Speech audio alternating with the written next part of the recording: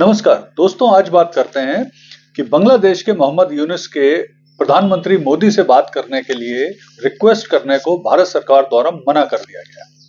तो आइए समझते हैं ये सारे घटनाक्रम को, भारत और बांग्लादेश के फिलहाल रिलेशन को और भविष्य को। तो देखिए, ऐसा हुआ कि बांग्लादेश के डिप्लोमेट्स लंबे समय से प्रयास कर रहे हैं कि प्रधानमंत्री मोदी और जो बांग्लादेश के अंतरिम सरकार के हेड हैं डॉक्टर मोहम्मद यूनुस, उनके बीच में एक वार्ता हो जाए, एक चर्चा हो जाए।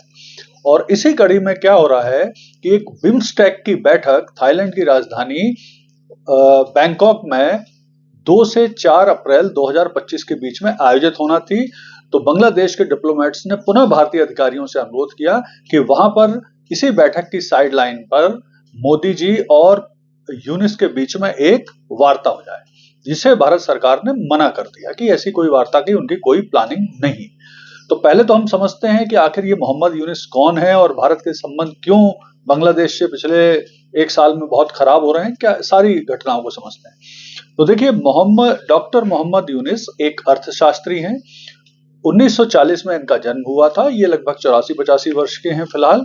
और ये इन्हें 1972 में इन्होंने स्थापना की थी बांग्लादेश के ग्रामीण बैंक की।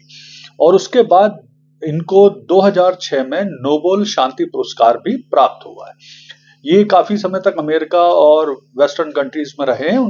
और अभी 5 अगस्त को जब शेख हसीना देश छोड़कर गई, तो उसके बाद एक अंतरिम सरकार का गठन हुआ, जिसके हेड के रूप में इनको बनाया गया है। और इनने तब वादा किया था बांग्लादेश की जनता से कि वो बहुत जल्दी देश में चुनाव कराएंगे और शांति व्यवस्था की स्थापना करेंगे। लेकिन तब से देखा जा रहा है कि बांग्लादेश में भारत विरोधी भावनाएं बहुत ज्यादा भड़क रही हैं। बांग्लादेश के बहुत सारे जो मंत्री हैं वो निरंतर भारत के खिलाफ कुछ भी बयान देते हैं। बांग्लादेश के सोशल मीडिया में भारत के खिलाफ बहुत ज्यादा भड़काऊ बयानबाजी चलती है। अभी नागपुर में जो दंगे हुए थे, उसका भी बांग्लादेश कनेक्शन सामने आया था। तो काफी भारत और बांग्लादेश के संबंध अगस्त 2024 के बाद से खराब है। तो यहाँ पर थोड़ा सा समझ लेते हैं कि आखिर बिम्स्टेक क्यों है, इसकी स्थापना क्यों की गई थी।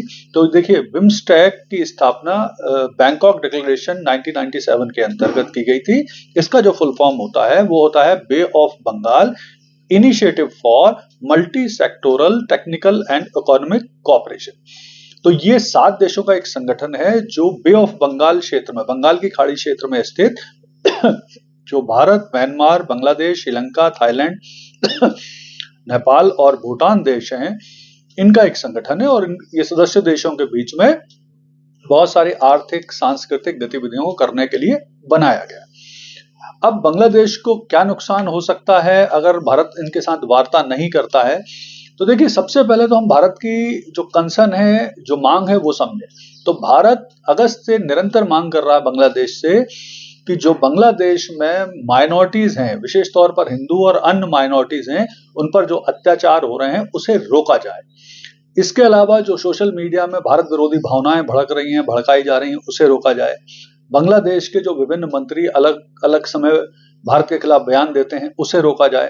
तो ये भारत की प्रमुख रूप से मांग है। इसी तरह की, ये लगभग उसी तरह की मांग है कि जब आप इसे रोकेंगे तभी हम आपके साथ वार्ता करेंगे। ये उसी तरह की मांग है जो पाकिस्तान के साथ भारत की है कि अगर पाकिस्तान आतंकवाद को रोकेगा तभी भारत बात करेगा पाकिस्तान के साथ। तो देखिए, इससे नुकसान क्या हो सकता है बांग्लादेश को। तो पहली बात तो ये है कि बांग्लादेश को भारत जैसा महत्वपूर्ण सहयोगी जो शेख हसीना के समय मिला हुआ था, जो बहुत अंतर्राष्ट्रीय मंचों पर बांग्लादेश की सहायता कर रहा था, वो नहीं मिलेगा। दूसरा नुकसान है, इनको आर्थिक नुकसान हो सकता है, क्योंकि भारत और बांग्लादेश के बीच में काफी बड़ी संख्या में व्यापार होता है जो इस दौरान रुक गया है और इसमें काफी नुकसान हो रहा है। इससे बांग्लादेश की अर्थव्यवस्था को काफी नुकसान हो सकता है। तीसरी चीज ये है कि भारत और बांग्लादेश के बीच में जल विवाद, तीस्ता और गंगा नदी को लेकर विवाद चल रहा है, वो रुक गया है। इसके अलावा जो सीमा विवाद है दोनों के बीच में, विशेष तौर पर जो तस्करी होती है, जो ह्यूमन ट्रैफिकिंग होती है, उससे जुड़ी वार्ताएं रुकी हुई हैं। इसके अलावा जो भारत के साथ बांग्लादेश के विवाद से जो उनकी आंतरिक राजनीति है, उस पर भी काफी नेगेटिव असर पड़ रहा है। और सबसे बड़ा कारण अब ये है कि मोहम्मद यूनुस जो यूएस के राष्ट्रपति बाइडेन के चाहते थे, अब वो नहीं है। अब उनकी जगह ट्रंप आ गए हैं। ट्रंप ने बांग्लादेश की सहायता भी रोक दी है। और इसके अलावा जब बाइडेन और मोदी की मीटिंग हुई थी तो उस समय मोदी जी को ट्रंप ने बोला था कि मोदी जी ही बांग्लादेश से जुड़े हुए मुद्दों को देखेंगे। तो इस तरह से अब बांग्लादेश को काफी स्थिति क्लियर हो गई है कि अब उनका सहयोगी भी नहीं रहा है और उन्हें अब हर हाल में भारत से वार्ता करना पड़ेगी। पॉजिटिव वार्ता के लिए बांग्लादेश को निरंतर कोशिश करना पड़ेगी, अपने यहाँ हिंदू माइनॉरिटी पे अत्याचार रोकना पड़ेगा, तभी भारत वार्ता के लिए तैयार होगा। और ये भारत बांग्लादेश के लिए भी जरूरी है और इस रीजन के लिए भी बहुत जरूरी है, इस रीजन में शांति व्यवस्था रहे। धन्यवाद।